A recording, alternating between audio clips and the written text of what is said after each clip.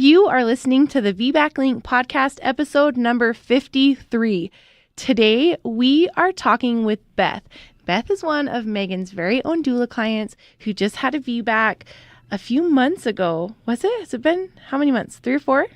5 or 6? Yeah, I was goodness. 5. Oh my goodness. Yeah. Okay, so it's been longer. Yeah, flying. time just goes so fast. Mm-hmm. But this is the cool thing is I remember I wasn't at this birth. I remember this birth, though, because Meagan called me as soon as she was on her way home and told me the story. And you guys, if you have ever questioned the bond a mother has with her child, you will not question it anymore after this story is over.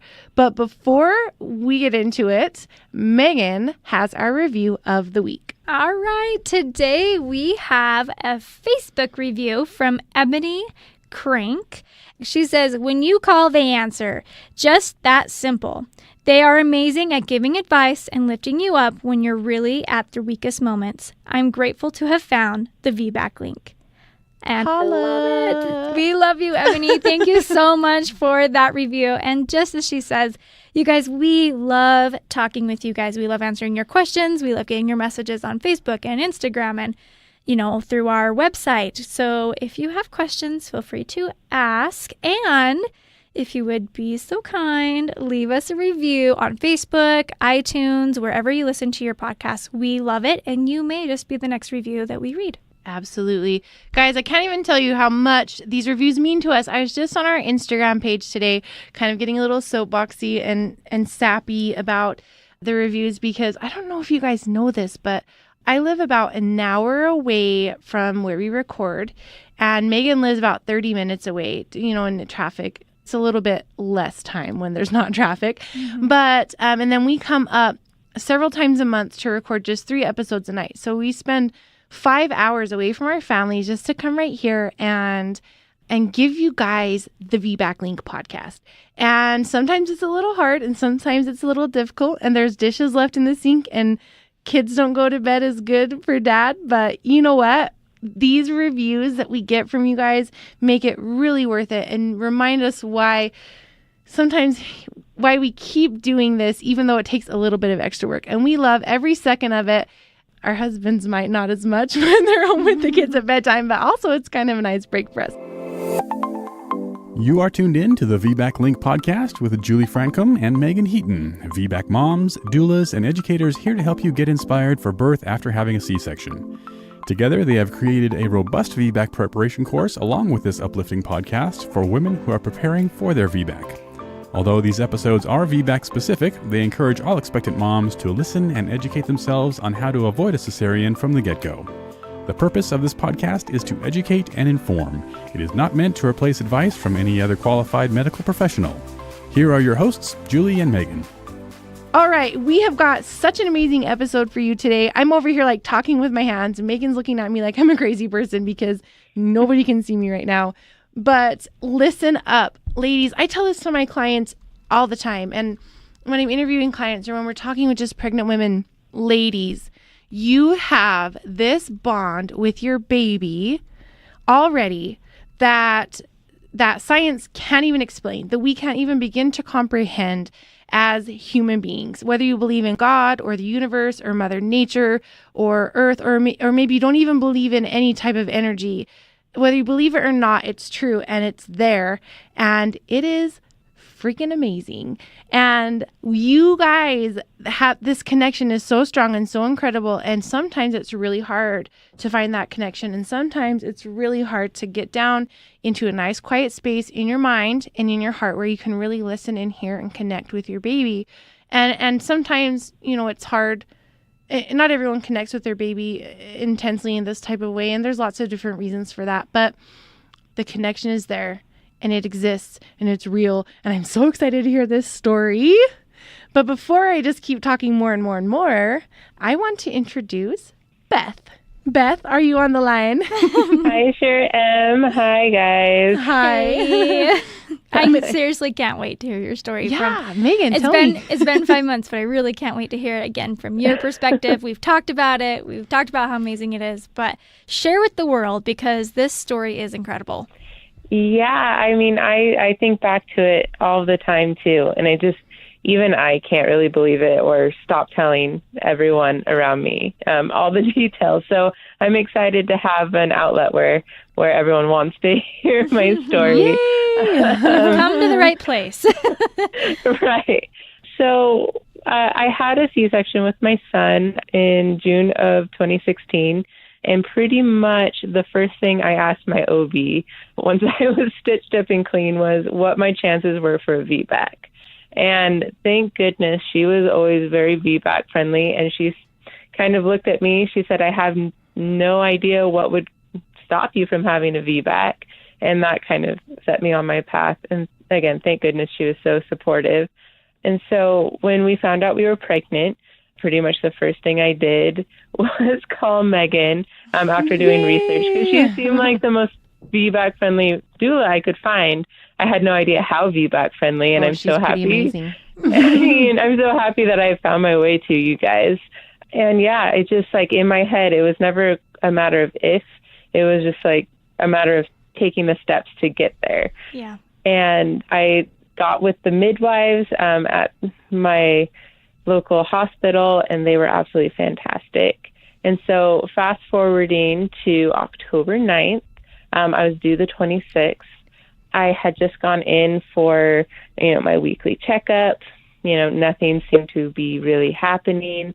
I told a bunch of people that, nothing was happening that day. Don't worry. Mom and Dad, go on your vacation. Nothing's happening. And I went into work. And after work, I was just in a bad mood, just walking around like you do at the end of your pregnancy. I'm always going to be pregnant. And I just felt a little pop, which is basically what happened with my first. And I just felt a little rush, not like a huge movie moment rush, but just a little one. And so, we call the midwife line. They're like, well, you better come in to be tested. No crazy contractions were happening. I text Meagan like something might be happening. I don't know. We'll update you. Mm-hmm. And so we get to the hospital. They confirm, amniotic fluid. You're in here for the long haul. You're strep U positive, so we have to get antibiotics. But there's no real clock we're putting on you. It's just a matter of monitoring you, monitoring baby, making sure you guys are fine, and making sure we get antibiotics in you. And they were really great. They knew that I really didn't want Pitocin or anything like that. But at the same time, I was only at like a half or a 1 centimeter dilated. Like, it wasn't like I was ready to go. It was, we're going to be in for the long haul type situation, which is exactly what happened with my first. So I was trying not to let the past, come up again. Yeah. Yeah, creep in and like make me doubt myself.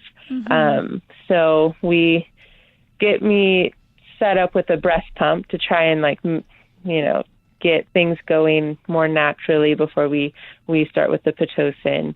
And, I was doing that, bouncing on a ball, and it wasn't doing a whole lot. It was like I would get some good contractions while it was on, but they wouldn't last. The second the pump, turned off, everything would fizzle out, and you can't pump for, 12 hours straight. Yeah. I can't even. That's not an option. So that was kind of nixed, and I kind of decided I really wanted to rest, especially, Meagan texted me and it was like, make sure you get rest, if this is going to be a long haul, we want to make sure there's energy. I talked to the midwife and she was totally on board, but we also decided to place a Foley bolt so that maybe something would happen while I was sleeping. Mm-hmm. So she placed that. I had a very unfortunate run-in with the attending anesthesiologist. Yeah. The resident anesthesiologist came in, did her whole spiel. I said, thanks, but I hope not to see you, basically. So she was on her way, totally fine. Then the attending came in, and it still bugs me. It still bugs me to this day when I think about this. But he came in and really, tried to scare me into placing an epidural, even a just-in-case epidural, which I know. I was so mad about Which it. was surprising too, because this was one of the hospitals that's most VBAC friendly. Yeah. So it's so interesting that the anesthesiologist did that whole like just in case thing. Like it was so annoying. I had never even heard about it ever. The other hospital I delivered at, which is probably less VBAC friendly in general, but was probably pretty good. But I had never heard that ever before, even when talking with my OB afterwards. But yeah, it made me so mad. Especially I was in a room with a tub that I wanted to labor in, and that would make me automatically disqualified for that. And so, I let him know that I understand that if, push comes to shove and I'm part of the very, very, very small percent of people who have a rupture and that it's catastrophic, that I would need to be put under general anesthesia anyway. And the epidural might not even matter in the end, because they wouldn't be able to get, the medication pushed up enough in that kind of emergency. Yep. And he kind of pushed back, and he just kind of huffed away and said he just wanted to have an adult conversation about it, which is probably the part that makes me the most angry, because I was having an adult conversation. I am an adult having this conversation with you. It's because he didn't like your answers, because you weren't agreeing with him. He was mad that I had already done my research, obviously. Yeah. That was what came across. So after that, and after complaining about that to about everyone who came through the door for the next few hours, I got some sleep. Nothing was really happening, so it wasn't too hard to get sleep. And the next day, when I really hadn't dilated much, I texted Meagan to come over to see if, she could come over, do some essential oils, do some pressure points, try and get things going the best we could before we moved on to Pitocin. And so she came over, we did what we could, and really nothing was happening. And the clock was running out for the Foley bulb, because I think there's a 12-hour cap on that before you have to take it off. And so for the last, 3 or 4 hours, we decided to start with a low dose of Pitocin, because nothing else was really working out, just to try and see if we could get it to work and fall out and help manually dilate me. So that's what we did. We just kind of hung out. Poor Meagan. I kind of feel bad for wasting like 6 hours of her day. No. Just, sitting, talking with the student midwife. No. Really not doing much, which was fun. They were a fun bunch. I think we were just kind of a room where they could go and not have to really worry about much, because nothing was happening. Well, yeah, and they were amazing. Like the student midwife. He was awesome. I will never forget him. He was awesome. Fun. Yeah, you could kind of tell the second that he was like, oh, so this is a cool room. I can just like chat, because he went from a very professional doctor to, I'm just going to speak my mind about the traffic in situation. Utah. Yeah. He was great, and it was fun. He was just, I was on the ball, bouncing. My husband was still working. He was working from his laptop remotely, because that's how little was happening, that I told my husband, like, there is no point in you to start your paternity leave today, clearly. Work while you can. And so I eventually sent Meagan home, as to not completely waste all of her day. And you were not wasting my day. And got some more sleep, and they turned up the Pitocin while I was doing that. And so while I was sleeping, I dilated to a 5 when they came in and checked the next time. It was a 5 or a 6. I want to say 5. And they decided to break my water. That was in the evening, I want to say close to 8 or 9 at night. So they broke my water. We were all really happy that upping the Pitocin was, actually getting me to dilate. And so they broke my water. I had my husband call Meagan to come and join us, because we were going to fill up the tub and start laboring there and like really hope to get this thing going. And so she gets there, we get in the tub, and it was great. She's like turned off all the lights, like put her little tea light candles out. It was so relaxing, and the water is amazing. I honestly thought my contractions had stopped when I got in the water, but then I was like losing my mucus plug and everything, which was really cool to see. And they came in around 10 probably and asked to, check me again. And so they did. And the student midwife, it was a different one than earlier. He reached another his hand guy, up. though. Yeah, another cool guy, totally crazy and That is totally awesome. awesome. Yeah, he reached his hand up and he was like, "What? Is this like a hand?" He was like really confused. Oh my and like gosh. he was so confused. His facial and then expression was like, whoa. attending midwife, she reached up and she's like, "Yep, that's a hand. Your baby has, slipped her hand over the cervix, like under it, and her hand is like on her forehead, Oh my gosh. or the very top of her head, like." And so we were just like, "So what do we do now?" Meagan was saying that she had a hand delivery just like a few weeks ago. Legal hand. That the hand came first, and so I knew not to panic because she had actually just been talking about that when we were in the tub. So it was just a matter of what to do. So we couldn't go back in the tub, which was too bad because it was really just amazing. So I had the nitrous, which helped. It wasn't the same as the tub, but Yeah. it definitely is better than nothing. And so we were just kind of waiting and seeing what we could do. So it was probably an hour or so later, we had the attending OB come in to see if he could like push the hand back.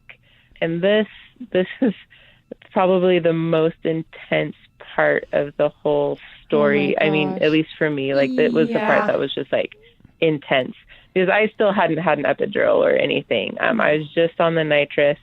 And so he started pushing it back. And at first I was like, okay, I can handle this. And that very suddenly turned to No very way. excruciating pain. Oh. I remember just breathing so deeply into the nitrous that I actually started to have like an out-of-body experience where it was almost like I could see myself. Like, it's almost hard to explain. Where like everything turned beige. I don't know why beige, but it turned beige, and like I could kind of like see myself. It was weird, but I was just like screaming into the nitrous mask. And I have no idea how long it took. I honestly don't. Like I said, it was like an out-of-body experience. It was really painful and weird. So he stopped because he probably felt like he was murdering someone with those types of screams. You were doing Yeah. so good, though. Like, that was intense, and we could see that it was It intense, was. but you handled it very Yeah. well. Thank you. I mean, I appreciate that because from my point of view, I was just screaming. So thank you. Yeah, no, you did amazing. I would have been, like, running off the bed, and you did not. You just were there. Yeah, I was just like trying to like push the mask even further onto my face, like that would do anything different. But so they would kind of let me collect myself for a few minutes afterwards because I was just like sobbing to my poor husband. I don't think like afterwards I remember him saying like, "Can we just get the epidural from the get-go from now on?" Oh. Because that was so intense. So I had to remind him that hopefully the situation doesn't happen again. But anyway, so I collected myself a little bit. And I remember just trying to have the most like rational, logical conversation with the midwives of like, okay, here are our options. First option, which is the one that I want to avoid, would just be a C-section. I don't want that. That would be the absolute nuclear option at this point. Option 2 is just waiting to see if it resolves itself on its own, which it hasn't so far in a handful of hours. So that's not looking ideal. And like option 3 would be to get the epidural to see if they could be like more aggressive with, pushing the hand back without me being in too much pain. And I said, I'm like, that option seems like the best to me anyway, because if we end up needing a C-section, then that would, be one thing that we've already done. It just kind of made sense that, it would give us the best option for a VBAC, but also would eventually save some time if it didn't work out, which I was very still determined that it would. And so they did. They came in and gave me the epidural. Thankfully, that attending doctor was not there. I would have asked for literally anybody else at that point, but she did a really great job. I had full motion of my legs still. Nice. I didn't need like anyone's help to like move my legs, to like get the peanut ball going or anything like that. So she did a really great job. So we got that. And here's like the craziest part of the whole story is once they placed the epidural and we got everything, you know, it was fully set in.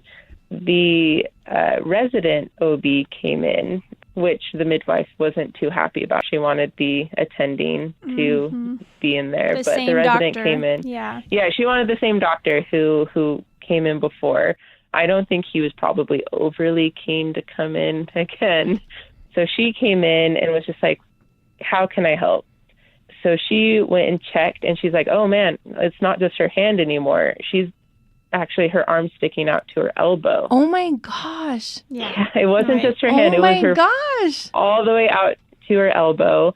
And she was like, yeah, it's so far out. You know, you could probably feel it.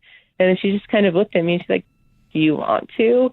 And I just had no idea what to say. Like, am I allowed to? What am I going to hurt her? You know, she's like, no, we'll just get you a sterile glove. It'll be fine. And, you know, her heart rate was great through all of this. So there was no real rush. And I just was like, sure. Yeah, why not? I mean, who gets to say that they can like touch their baby before they're born?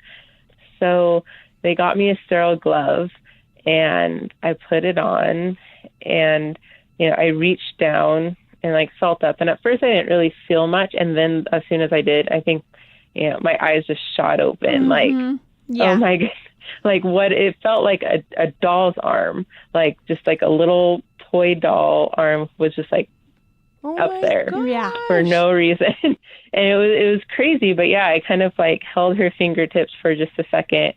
And then, I brought my hand back up and I was just telling everyone how crazy that was.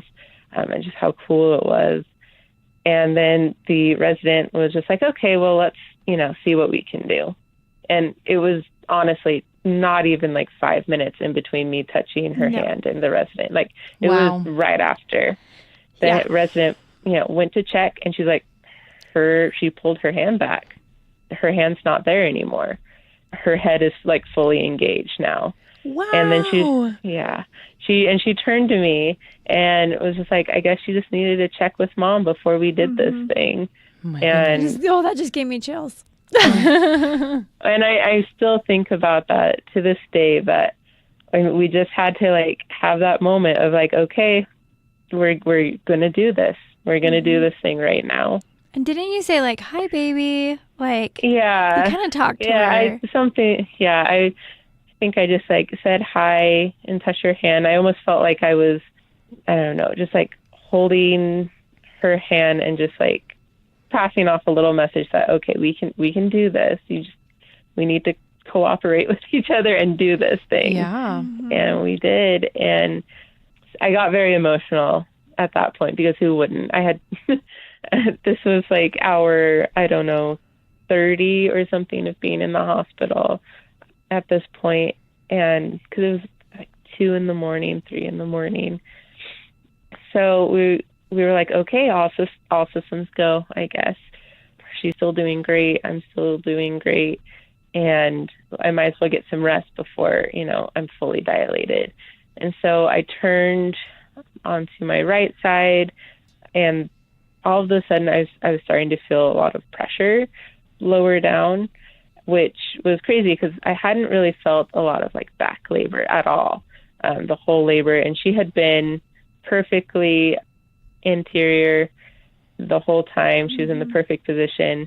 All of a sudden I was feeling like back labor. I wasn't really placing that. So I was just like wiggling around the best I could. And so they kept checking. And I went from a 5 or a 6 all the way to, fully dilated and ready to go in about 40 minutes because her head had finally engaged. So the cervix just kind of melted away. as soon as she did engage. But yeah, everyone always says that the urge to push is like feeling like you need to poo. That did not happen with me. It was just all of a sudden like I was just very uncomfortable, and I couldn't get comfortable, and I remember just needing it to stop. Like I just need this feeling to stop.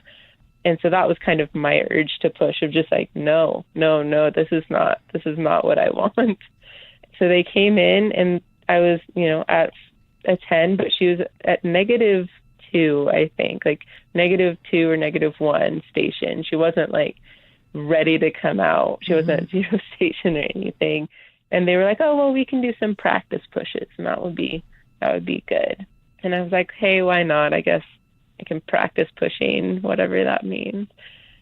And my husband was sleeping. I don't know how he was sleeping. Oh my gosh, men! What do these men do? Like, how can they even? I don't know how how. Understand. Well, like he was like worked and he was so tired, and like just sleep, like it's okay, like sleep right now while she's doing the resting, getting this baby down, and yeah. Yeah, and so we had Meagan go wake him up, and she was like, we're gonna push a baby out, and Jace, my husband, was like, are you serious? He was like in shock. Yeah, we're serious. That's not a joking point right now. And so he got up, and he was like half asleep, and he just kept saying like, oh, do I have time to pee? I'm not going to pee. And I was just like, oh my gosh, go pee. I'm not going to have your bladder over my head right now. It's like, pee. Pee, and then we will start.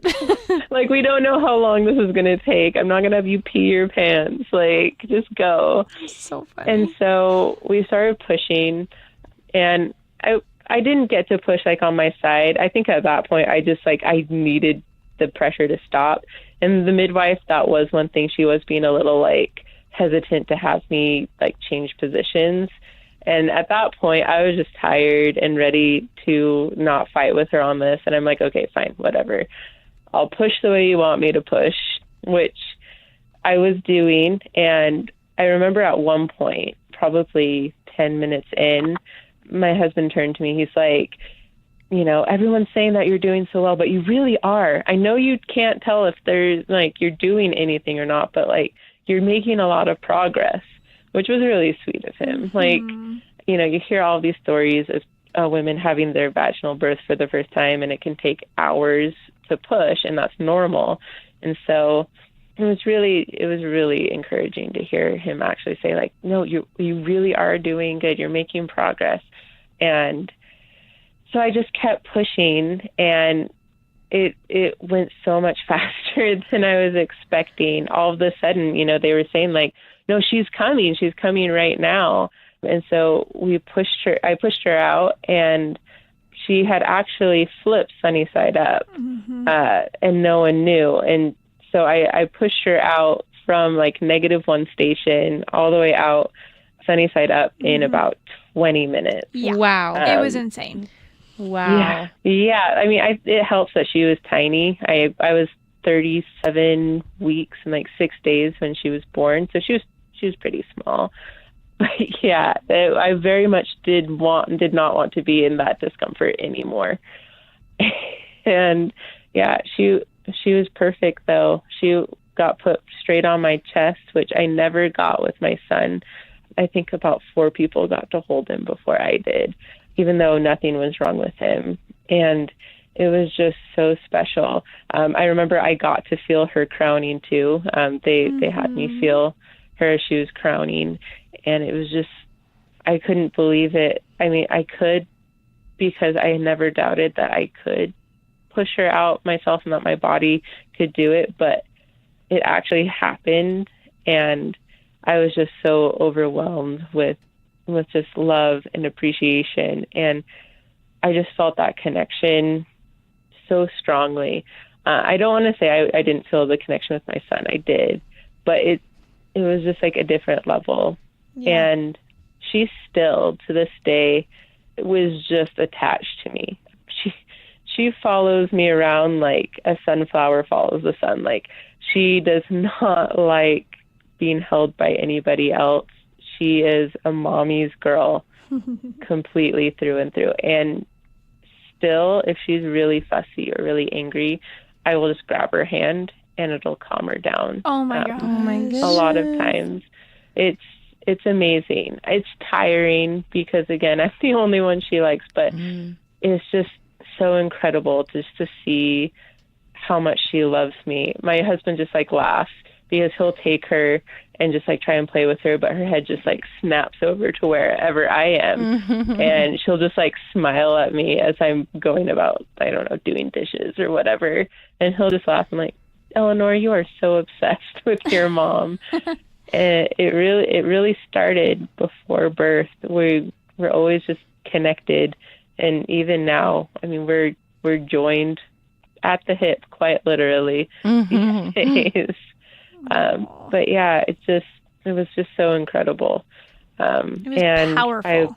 It was powerful. Yeah. That is I so will amazing. never, ever forget that feeling of, touching her hand before she even came out and just knowing that everything was okay. The nurse even told me that, they had the OR room basically prepped and ready for me to go because they didn't want to risk any nerve damage for her to be born with her arm that far out. Yeah. And when you got to the postpartum floor, you were very popular everywhere. Yeah. Everyone had heard your story. Yes, when I went to my 4-week visit with the midwives, even these nurses I had never ever met, they were like, "Oh my gosh, you're the one with the baby with the hand that stuck out." And I was just like, "Yeah, that That's was me. That's me. Oh, And it was yeah, such an amazing story. it was absolutely incredible. That is amazing. I've got lots of thoughts I want to organize here. Oh my gosh, there is just this special connection between mom and baby, and I just want to talk about that for a minute. And before I get started, I want to just tell everyone that like the connection is different for every mother and every child, and every mother and her each individual child. The connection is different. I remember I want to talk about my third birth for just a minute. Like my C-section baby, I feel like the bond with him just kind of came gradually after he was born. I didn't really feel a strong connection to him or anything like that. And then my first VBAC was like this instant connection. I'm like, "Oh, I love you." Ah, just like immediately, like how you tell, like everyone tells you like, "Oh, you see your baby." And it's like, I've known you forever. Like that was me with my second birth. But with my third birth, we weren't planning on getting pregnant. I was just 8 months postpartum, and I was in the middle of this postpartum depression and postpartum anxiety. And I was in a bad place. Like I was in a really bad place. And I know exactly the day I conceived because I wasn't doing good. And I just, I wasn't that into it, if you know what I mean. So we were in the middle of changing birth controls and, and surprise, all of a sudden I'm pregnant, and I was angry. I was really mad. I was mad that I was pregnant again because I was dealing with so many things, and I had such a hard time adjusting from one baby to two babies. And it's interesting because my first birth was my traumatic one. C-section. I didn't get to see my baby every 3 hours for 2 weeks, just didn't try and feed him. And then we came home and it was a hard birth. But my second birth was perfect. It was textbook. It was amazing. And my body was instant with my baby, but I had just an awful postpartum period. And so I was mad that I was pregnant, and I was mad and I was mad and I was just mad until about 20 weeks. And then I was like, holy cow, I need to figure out how to get my attitude right, because I don't want to bring a baby into this world surrounded by anything but love, to a place that is anything but excited to see her and to have her presence in this family, and I had a lot of stuff to work through. And so I don't think I'm a bad person by telling you this story, but I had this like reality check, and I worked hard.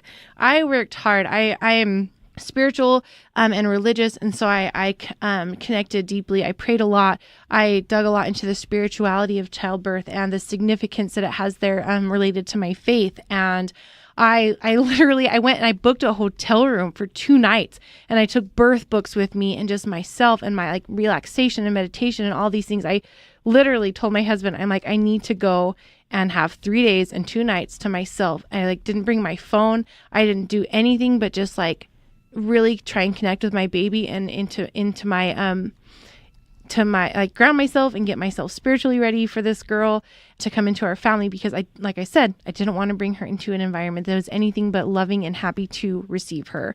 And so I spent 3 days and 2 nights in this hotel room all by myself and connecting with my baby. And let me tell you what, that pregnancy was the one where I dedicated the most time and energy into bonding with my baby before she was born. And boy, some of the connections and experiences that I had at the end of my pregnancy, by the time, just in case anyone was wondering, by the time I was 34 weeks pregnant, I know it's a little late in the game, but by the time I hit that point, I was just 100% excited. I was not angry anymore. I wasn't mad. I wasn't frustrated anymore. I was just ready and happy and excited to meet my baby. But we had some pretty intense spiritual connections while she was still in utero, and they were amazing. And I felt a lot of really cool things that are probably a little too personal to say here for the whole world to hear. But when she was born, and even after, even after she was born, I remember the day after she was born, we just made eye contact, and I could feel what she was thinking, like, deeply in my heart. And it was really just the most amazing experience. And that daughter, up until she was about 10 months old, and developed this random out of nowhere daddy's girl syndrome. The only person that could hold her like inside, so like she was facing me, was me. Everybody else, she had to be held facing outwards and looking at me. Like, we had this bond and connection, but now she's total daddy's girl. I don't know why that went away, which is kind of fine because I have 4 kids under 6. Mom needs a little space sometimes. But let me tell you, and then my 4th baby was kind of a mix of all 3 of those. We were connected, and I think it was just because I kind of knew how to recognize that by all the work that I had done with my 3rd pregnancy. But my 4th baby, I remember I was worried that I was in labor, and I had prodromal labor for 30 days. I just remember I was in the bath one night at midnight, and I was really stressed out. I was like 34, 35 weeks. And I was like, you can't come right now. You can't come. We are not ready for you. You are not ready yet. And I put my hand on my tummy, and I just felt her clear in my mind. I felt her tell me, I'm okay in here, Mom. We're going to be safe. I knew that she was telling me that, and I instantly felt calm and felt better. And we were safe, and she took forever to get here, and she was just taking her time. But it's really cool because each of the connections with my babies were so different, but every bond also grows differently after the baby's born. But I will tell you one thing, for every single person, every single mom, and every single baby, you have this unexplainable connection with your baby from the moment they're conceived. I would even say, have you ever just heard someone say, I just knew I was pregnant. I just knew it. How many times have you heard people say that? It's that connection, that energy, those changes in your heart and in your mind. Really cool. Meagan wrote this awesome blog that's going to be up on our website, thevbaclink.com/blog, all about that mother-baby bond. And I'm just going to tell you a couple little fun facts. First of all, from 20 weeks on, your baby can feel your touch. Mm-hmm. Your baby knows when you're touching it. Pretty cool, right? So touch that belly, touch that baby. And going along with that, talk to him or her, because your baby, by the time they're born, they are going to know your voice. And I'm pretty sure that everyone can believe that. So we don't need much explanation. Your baby, yes, loves your voice, but guess what else? They can hear. They know and identify their siblings' voices and their father's voice too. So take time and have your children, other children. We know you have at least one, C-section mamas, and your partner. If you have a partner in your life that's going to be meeting your baby with you and be involved in their life, have them spend some time talking to them. I remember with my 4th baby, he used to sing her Twinkle, Twinkle, Little Star while she was in my tummy all the time.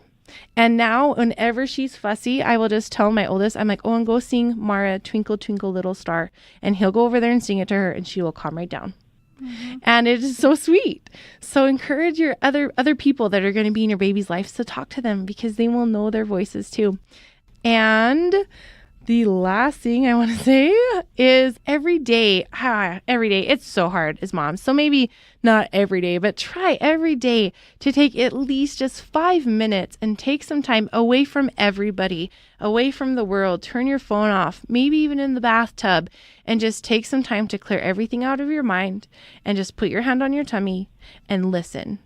And just feel your baby, whether your baby's moving, whether it's trying to talk to you. I know it might sound a little silly, but guys, listen, tune into that baby. And you're going to feel that connection. Maybe not every time, probably not every time, but sometimes you will, and you will know. And sometimes just like as you're touching, you may end up seeing like they respond to your touch, like they're communicating. So, just listen, dig deep down and listen by feeling and tuning into that baby. And with Beth, like just feeling that baby's hand, and she just kind of talked to her like, "Oh, hi baby," like, and everyone's thinking, "Move your hand, please move your hand," And I love when you've said like when she's kind of fussing and you can just grab her hand and she'll calm down. That literally gave me chills because that connection was incredible. I mean, everyone's eyes in that room was like, whoa, we just witnessed an amazing thing. So cool. Yeah, the very first time she was fussing, it just popped into my head, like, just grab her hand, and I did, and she calmed right down, and it sent chills down my spine the first time I did that, and it just like clicked, and it just has always been like this special thing. Like, she loves to just like hold my hand whenever she's playing. Even she'll play with like one toy with one hand and just like hold my finger with the other one. Oh, yeah. You have that special bond. Yeah, and it's amazing. Like, I was bonded with my first, but it's really a whole other thing. And I think a lot of it was because I really was determined the whole time to have a VBAC and to just like be present in the pregnancy and do everything I could for that. And so I feel like I actually bonded with her more, and I was talking more than I was with my first.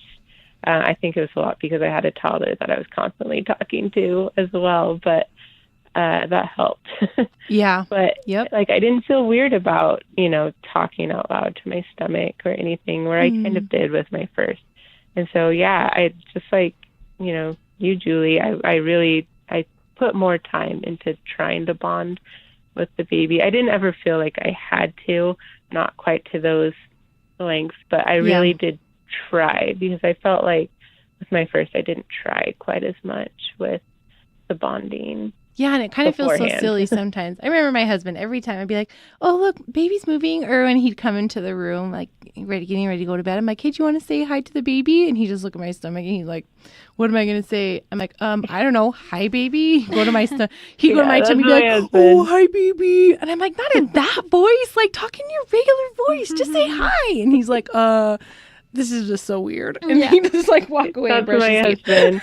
Yeah, I asked him, I'm like, "Well, aren't you excited to feel the baby?" And he's like, "It's cool, I guess." But I just think for a lot of them, it doesn't really fully connect until they see the baby and hold the actual baby. Yeah. Or I'd be like, "Oh, baby's moving. Do you want to come feel him or her kick?" And he like put his hand on my stomach for like 2 seconds and then one kick, and then he'd take it off and like go on. And I'm like, "No, but look, like do it more." Cause like I could just sit there for like 20 minutes just feeling baby kick. And I'm like, "Do you just not want to, can you just give me a little bit here and just put your hand on my tummy for longer than 3 seconds?" Like, just indulge me. I'm pregnant. Yeah. My husband with our first, and sadly we didn't do this with our second or third. I think it's just because, we already had one. Busy. But he speaks Spanish, so he got a little book of nursery rhymes and would read her a story every night in Spanish. And that was so awesome. And I think after my C-section, like, he went with her because they took her because they had to like get the fluid out of her lungs because it didn't come out. And he was over there with her and she was calming down anytime he had talked to her. And I think that really is because she recognized his voice. Even though he wasn't speaking Spanish, she recognized the tones of his voice. So I love it, and it's powerful and it's real. And I can just tell you right now, I witnessed an amazing thing. it is real. So cool. All right, Beth. Well, we loved hearing your story, and I'm going to be telling this story, even though I wasn't even there. But I feel like like a part of it, because I just felt Meagan's energy. She's telling the story on the way home, and it's just amazing. And we really appreciate you getting on and sharing your story with us. And I know that so many women are going to be touched by this story too. We're going to get messages about this, guys. If you're feeling like you want to talk to us about this, send us a message on Facebook or Instagram. We're going to make sure it gets to Beth, and we cannot wait to hear what you think about this just magical story. Thanks for having me on, guys. Interested in sharing your VBAC? Head over to thevbaclink.com/share to submit your story. For information on all things VBAC, including online and in-person VBAC classes, the VBAC blog, and Julie and Meagan's bios, head over to thevbaclink.com. Congratulations on starting your journey of learning and discovery with the VBAC Link.